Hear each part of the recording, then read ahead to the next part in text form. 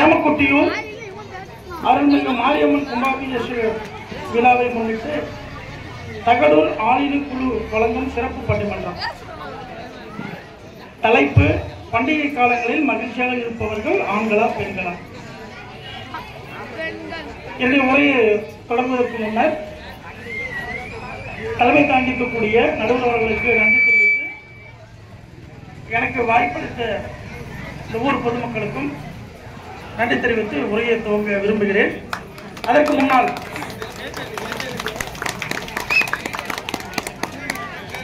இன்றைய காலகட்டங்களில்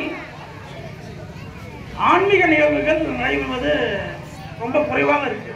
இந்த சமுதாயத்தில் இந்த ஊர் பொதுமக்கள் ஒரு ஆன்மீக நிகழ்வுக்காக அது இந்த நேரத்தில் ஒன்று கூடி உட்கார்ந்துருக்கு பார்த்தா அவ்வளோ மகிழ்ச்சியா இருக்கு. உங்களுக்கு நீங்களே கை தட்டிக்கலாம். என்ன காரணம்னா, இன்றைய காலகட்டம் சினிமா, பொழுதுபோக்கு. இன்னைக்கு பாருங்க, நாளையில ஐபிஎல் ஸ்டார்ட் ஆயிடும், எல்லாம் டிவி முன்னாடி இருப்பாங்க. அதெல்லாம் மீறி ஒரு ஆன்மீகம் நம்ம அனைவரையும் இங்கு ஒன்று சேர்த்திருக்கு. அதுக்காக இறைவனுக்கு நன்றி.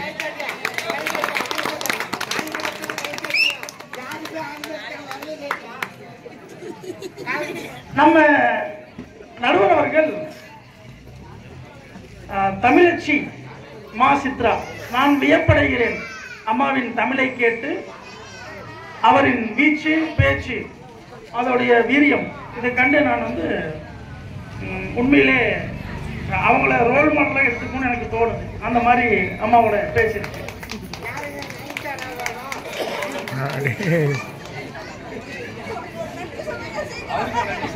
நன்றி நன்றி நன்றி. அன்புக்குரிய பொதுமக்களே, இஸ்லாமியராக இருந்தாலும் நான் ஒரு கவிதையை மாரியம்மனை பற்றி எழுதியுள்ளேன். நான் ஒரு இஸ்லாமியன்.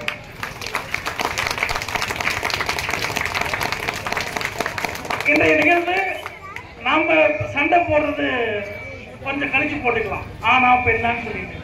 ஆனா நம்ம எல்லாத்தையும் கூட்டி வச்சிருக்கிறது இந்த மாரியம்மன் இல்லைங்களா? அவங்கள பத்தி ஒரு சின்ன கவிதை, அதுக்கப்புறம் நம்ம சண்டைக்குள்ள போலாம். அன்பு மகனுக்கு, இது என்னுடைய வீட்டிலேயே நடந்த நிகழ்வு. கடந்த 10 நாளுக்கு முன்னாடி என் வீட்டில் நடந்துச்சு. நான் ஒரு முஸ்லீம், ஆனால் என் வீட்டில் மாரியம்மனோட ஒரு நிகழ்வு. அதை உங்ககிட்ட ஷேர் பண்ணிக்க விரும்புகிறேன். ஒன்லி 10 days தான் நடந்துச்சு. அன்பு மகனுக்கு அம்மை வார்த்திருந்தது. தந்தையாக எனக்கோ உள்ளம் பதறியது. வழக்கமான நடைமுறை ஆரம்பமானது. வேப்பிலை, மொந்தன் பழம், பனங்கற்கண்டு, இளநீர், மோர் என்று 1 வாரம் கடந்தது. சற்றே உடல் தேறினான். 1 வாரம் கழித்து சற்றே உடல் தேறினான். அலுவல் முடியும் வேளையில் அவனிடமிருந்து அலைபேசியில் அழைப்பு வந்தது.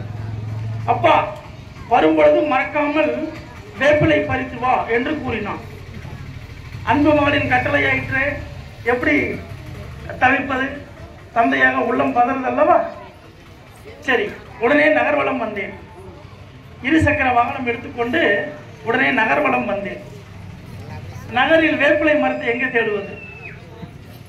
ஒரு வேப்பிலை மரம் கிடைத்தது. அந்த வேப்பிலை மரத்தின் உரிமையாளரிடம் சென்று, ஐயா, எனது மகனுக்கு அம்மை வாழ்த்திருக்கு, இந்த மாதிரி எனக்கு வேப்பிலை தேவை என்று கோரிக்கை வைத்தேன். அவர் கூறிவிட்டார். அவர் ஒரு ஐதீகம் சொன்னார். மாலை வேளையில் இந்த நேரத்தில் நீ வேப்பிலை பறிக்க கூடாது, உனக்கு அனுமதி இல்லை என்று சொல்லிவிட்டார். என்ன செய்வது? அன்பு மகன் கட்டளையிட்டு விட்டானே, அமைதியாக இருக்க முடியாது. மீண்டும் மனம் தளராமல் வாகனத்தை எடுத்துக்கொண்டு நகரவலம் வந்தேன். இறுதியாக ஒரு வேப்பிலை மரம் கண்ணில் பட்டது. அங்கு அருகாமையில் ஒரு மாடியில் ஒரு கூட்டத்தார் பேசிக் கொண்டிருந்தனர். அவர்தான் அந்த மரத்திற்கு உரிமையாளர் என்று அறிந்து கொண்டேன். அவரிடம் சென்று, ஐயா, வேப்பிலை தேவைப்படுகிறது, காரணம் என் மகனுக்கு அதாவது அந்த நாட்கள் முடிந்து தண்ணீர் ஊற்ற வேண்டும் என்று கோரிக்கை வைத்தேன். உடனடியாக ஓடி சென்று பறித்து கொடுத்தார். மகிழ்ச்சியாக பெற்றுக்கொண்டேன், வாழ்த்தினேன். கடவுள் உங்களுக்கு அனைத்தையும் தரட்டும் என்று வாழ்த்தினேன். சற்றே சுதாரித்துக் கொண்டு வேப்பிலையை பெற்றுக்கொண்டு திரும்ப வரும் பொழுது சற்றே சுதாரித்து அந்த அந்த அதிர்ச்சி எல்லாம் ஒரு டென்ஷன் இருக்கும் இல்லையா, அந்த அதிர்ச்சி எல்லாம் நீங்கி சற்றே சுதாரித்து பார்த்தால் அந்த வேப்பிலை மரம் இருந்தது ஒரு அம்மன் கோயில் வாசற்படி. ஒரு அம்மன் கோயில் வாசப்படி. இங்க நீங்க கை தட்டலாம் அம்மனுக்கு. இந்த மண்ணில் பிறந்த இஸ்லாமியனாக இருப்பதால் தான் இது எனக்கு புரிந்தது. இதே பாகிஸ்தான்ல பிறந்த ஒரு முஸ்லீம் புரிஞ்சிக்க மாட்டான். ஒரு ஆப்கானிஸ்தான்ல பிறந்த முஸ்லீம் இதை புரிஞ்சிக்க மாட்டான். நாம எல்லாம் ஒன்னா வளர்ந்ததுனால, வாழ்க்கையில எல்லாமே நாம எல்லாம் சேர்ந்து இருக்கிறதுனால எனக்கு அது புரிஞ்சிச்சு, உடனே புரிஞ்சிச்சு. அடுத்த நாள் நான் பள்ளி ஆசிரியராக வேலை செய்யறேன். நண்பர்கள்ட்ட ஆசிரியர்கிட்ட சொன்னேன். ஒரு ஆசிரியர் சொன்னார், அம்மா சொன்னாங்க, பரசுராம் ஒரு ஆசிரியர், அவர் சொன்னார், அந்த தாய் மாரியம்மன் என் மடியில் வந்து வாங்கி கொண்டு செல் உன் மகனுக்கு என்று கொடுத்திருக்கிறார் என்று சொன்னார். இந்த நல்ல நிகழ்வினை தங்களிடம் பகிர்ந்து கொண்ட பின்னர் தலைப்புக்குள்ளே செல்கிறேன்.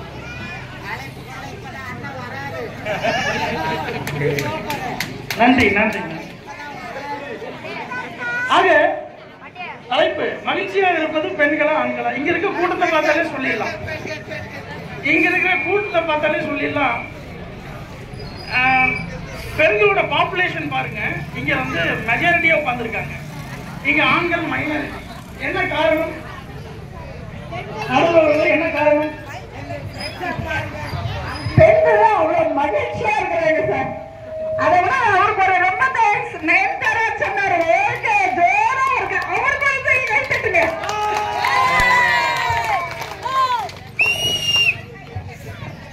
அவர் நண்பர் அப்படி இருக்கிறதுக்கு ஒரு காரணம் இருக்கு.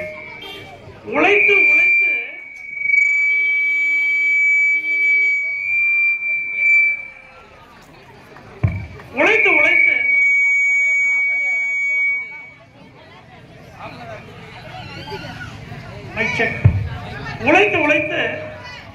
அலுப்பு தாங்க முடியாமல் நண்பர் அப்படி செய்து கொண்டிருக்கிறார்.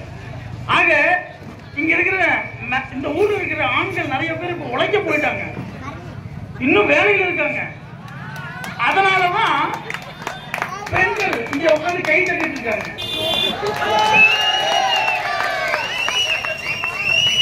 எங்களுக்கு 10 மணிங்கிறது 11 மணிங்கிறது ஆண்களுக்கு பெரிய விஷயமே இல்லை. அதிகாலையில் 5:30 மணிக்கு 6 மணிக்கு ஒரு ஆம்பளை வீட்டு விட்டு வேலைக்கு கிளம்பினான் அப்படின்னா அவன் வீடு வந்து சேர்றதுக்கு 10:30 11 மணி ஆகுது. நீங்க அந்த ஃபங்க்ஷனை பார்த்து கை தட்டிட்டு அப்பவாவது அவர் நிம்மதியாக தூங்க விடுவீங்களான்னு பார்த்தா அதுவும் விட மாட்டீங்க. அப்பதான் வீட்டில் இருக்கிற ப்ராப்ளத்தை எல்லாம் அவர்கிட்ட சொல்லுவீங்க. அப்புறம் எப்படி அவன் நிம்மதியாக அப்புறம் அந்த மாதிரி தான் பேசிட்டு இருப்பான். அழகு அலங்காரம் இங்க மேடையில பார்த்தாலே தெரியும். அம்மா இருக்கிறாங்க, சகோதரிகள் இருக்காங்க. நாங்க 3 பேர் யாராவது பவுடர் அடிச்சிருக்கோமா?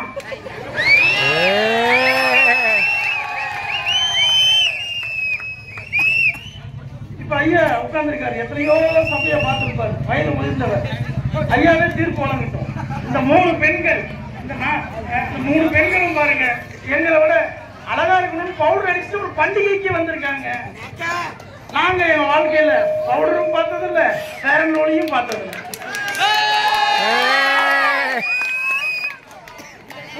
புதிய ஆடை நகை, புதிய ஆடைகள் நகைகள் இதெல்லாம் பண்டிகை காலங்களில் பெண்கள் வந்து ரொம்ப அதிகமா விரும்பி செய்யக்கூடிய விஷயம்.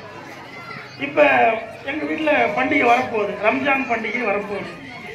இப்பவே ரெடியா என்னுடைய மனைவிக்கும் என்னுடைய மகனுக்கும் ஆடையெல்லாம் வாங்கியாச்சு. ஆனா ஆண் மகனாகிய நமக்கு இன்னும் ரெடி ஆகல. இது என் வீட்டுல மட்டும் இல்ல, அனைவரும் வீட்டிலையும் லாஸ்ட் மினிட்ல தான் ஆண்களுக்கு அந்த ஆடையாகட்டும் அந்த மகிழ்ச்சியாகட்டும் அது இயற்கையா அப்படி போயிட்டு இருக்கு. ஆக பெண்கள் நீங்க என்ன செய்யணும் அப்படின்னா, பண்டிகை கொண்டாடுங்க, மகிழ்ச்சியா இருங்க. என்னைக்கு ஆண்களை அவங்க உழைக்கும் உழைப்பை நீங்க மதிக்கிறீங்களோ, அவங்க உழைக்கும் உழைப்பை என்னைக்கு நீங்க மனப்பூர்வமா மதிக்கிறீங்களோ அன்னைக்குதான் அந்த ஆணுக்கு பண்டிகை. அதே மாதிரி குடும்ப உறவுகள், நமக்கெல்லாம் சொந்தக்காரங்களும் இல்லையா? நம்ம ஆம்பளைகளுக்கெல்லாம் சொந்தக்காரங்களும் இல்லையா? இருக்காங்க. ஆனா அவங்க தான் மனைவிமார்கள், அவங்க சொந்தத்தை பத்தியே பேசிட்டு இருப்பாங்க, பாடிட்டு இருப்பாங்க. அவங்க சகோதரர் அவங்க சகோதரி வீடுன்னா உடனே கிளம்பு. ஆனா நம்ம வீட்டுக்கு நம்ம சகோதரி வீட்டுக்கு போகணும் அப்படின்னா வாய்ப்பில்லை. ஆக பண்டிகை காலங்களில் பெரிதாக மகிழ்ச்சியாக இருப்பது பெண்கள் மட்டுமே. இங்க கூட்டத்தில் இப்ப கூட பார்க்க முடியும், சின்ன குழந்தையிலிருந்து வயதான பாட்டி வரை அனைவரின் முகத்திலும் மகிழ்ச்சி ததும்புகிறது. இங்க பாருங்க, நாங்கெல்லாம் போய் சிட்டில அடிபட்டு அங்க நெறிப்பட்டு அதுபட்டு வீட்டுக்கு எல்லாம் வாங்கிட்டு வரணுமே, சம்பாதிச்சு வரணுமே. எங்க நிலைமை ரொம்ப மோசமா இருக்கு. எத்தனையோ அப்பாக்கள் நல்ல துணியை உடுத்தாமல் கிழிஞ்ச துணியை உடுத்திக் கொண்டு தன்னுடைய மனைவி தன்னுடைய மக்கள் மகிழ்ச்சியாக இருக்க வேண்டும் என்று உழைப்புமே உழைத்துக் கொண்டு வேண்டும். ஆக நடுவர் அவர்களுக்கு மீண்டும் ஒருமுறை நன்றி கூறி, எனது அணியினருக்கும் நன்றி கூறி, எதிரணி அவர்களுக்கும் நன்றி கூறி, நடுவர் அவர்களுக்கு ஒரு சிறிய கோரிக்கை. எனக்கு தெரியும் நடுவர் அவர்கள் நடுநிலையான ஒருவர், நேர்மையாக நீதியாக தீர்ப்பு வழங்குபவர். ஆக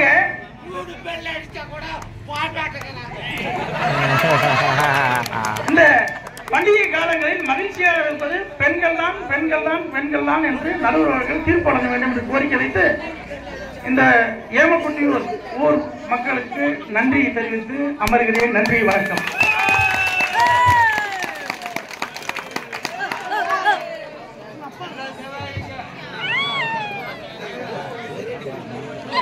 Thank you.